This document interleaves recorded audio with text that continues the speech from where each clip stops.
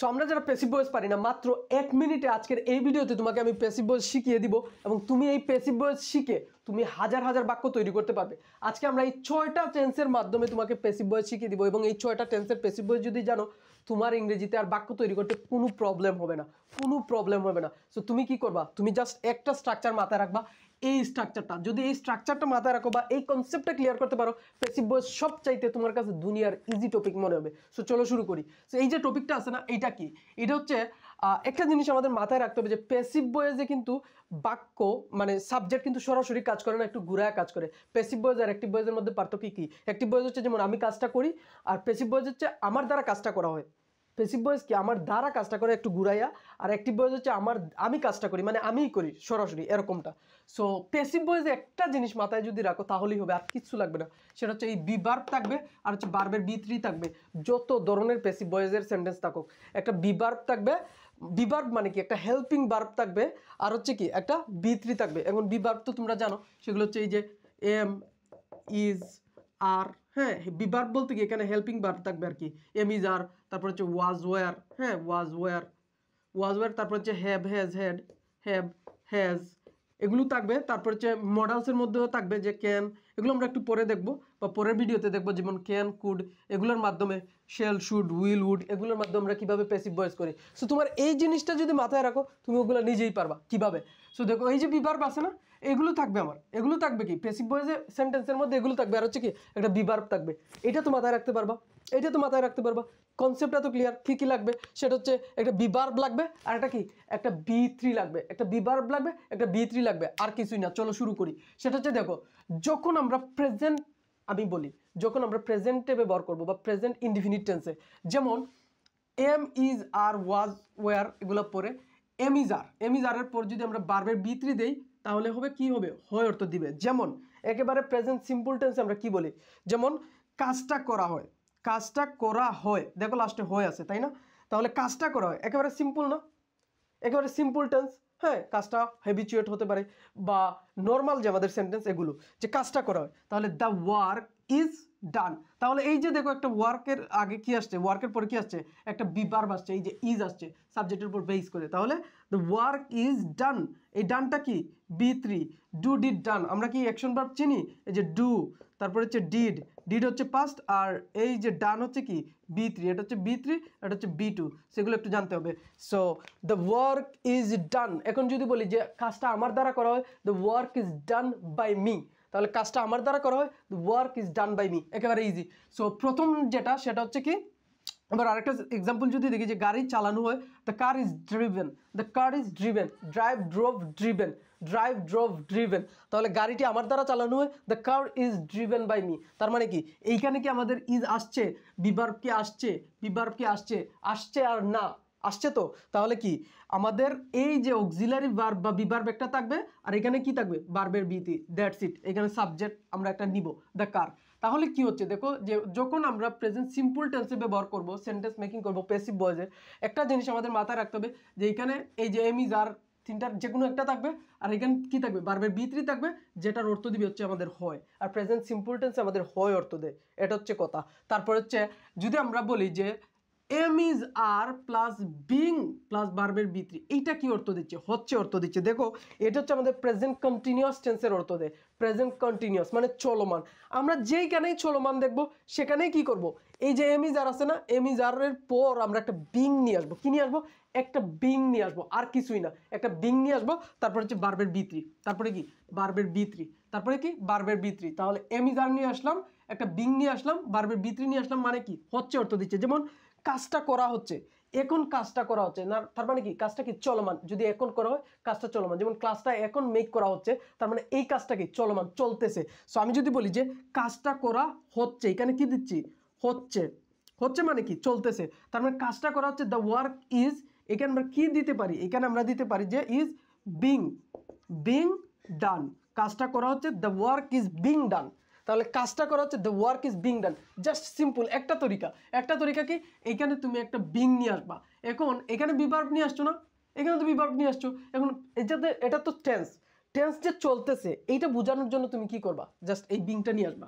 So তোমার মাথায় এত কিছু ধরার কিচ্ছু নেই। সেটা হচ্ছে যদি হচ্ছে বোঝায় মানে কাজটা যদি চলমান বোঝায় তুমি এম ইজ আর তো নিয়েই আসবা, একটা বি ভার্ব তো লাগবেই তোমার, একটা বি3 তো লাগবেই তোমার, তার মধ্যে একটা কি নিয়ে আসবা, একটা বিং নিয়ে আসবা। কেন বিং নিয়ে আসবা? কারণ এটা কন্টিনিউয়াস। দেখো আরেকটা দেখাই, সেটা যদি আমরা পাস্ট কন্টিনিউয়াসে যেমন এই যে পাস্ট কন্টিনিউয়াস টেন্সে যদি আমরা দেখি যেমন কাজটা করা হচ্ছিল মানে অতীতে কাজটা চলছিল, কাজটা করা হচ্ছে, এখানে যদি দেই আমি যে কাজটা করা হচ্ছিল, দেখো এখানে যদি আমি ব্যবহার করি যে হচ্ছিল, ভাইয়া এখানে কাজটা করা হচ্ছিল, তার মানে কি অতীতে এটা একটা চলতেছিল, তখন কি হবে? দ্য ওয়ার্ক ওয়াজ হবে এখানে, the work was being done, কাজটা করা হচ্ছিল, অতীতে চলছিল।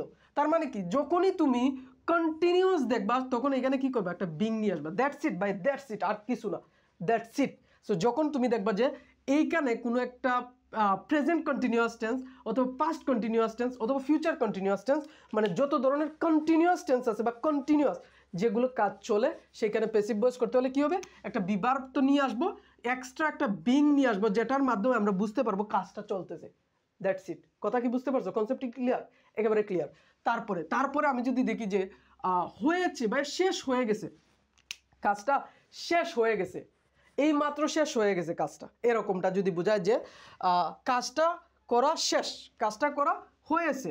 আমি যদি বলি যে কাজটা করা হয়েছে, তার মানে এটা কি পারফেক্ট হয়েছে? হ্যাঁ, কাজটা করা হয়েছে, দ্যাট মিনস এটা কি পারফেক্ট। সো পারফেক্ট টেন্সে আমরা বি ভার্ব বা হেল্পিং ভার্ব হিসেবে আমরা এই হ্যাভ হ্যাজ ব্যবহার করি না, এই হ্যাভ হ্যাজ আমাদের লাগবে। সো হ্যাভ হ্যাজ লাগবে। সো আমি এখানে কি ব্যবহার করব? এখন হ্যাভ ব্যবহার করব।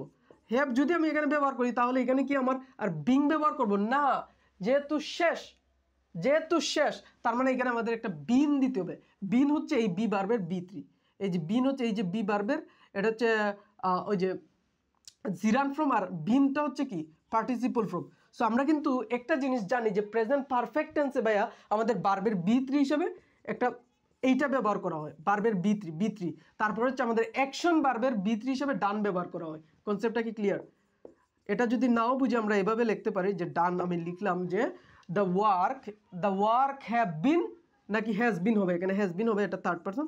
So the work has been done, the work has been done মানে কি কাজটা করা শেষ হয়েছে। সো আমাদের একটা জিনিস মাথায় রাখতে হবে কি, এইখানে তো আমরা দেখলাম যে একটা হেল্পিং ভার্ব লাগবে আর একটা বি3 লাগবে, বাট একটা জিনিস মাথায় রাখতে হবে যে যখন আমরা এইটা দেখবো যে কোনো কাজ শেষ হয়ে গেছে, শেষ কাজটা করা শেষ হয়ে গেছে, তখন আমরা একটা জিনিস মাথায় রাখবো যে এখানে আমরা কি দিব? এখানে জাস্ট বিনটা ব্যবহার করে ফেলবো। কি ব্যবহার করব? বিনটা ব্যবহার করব, আর কিছু না।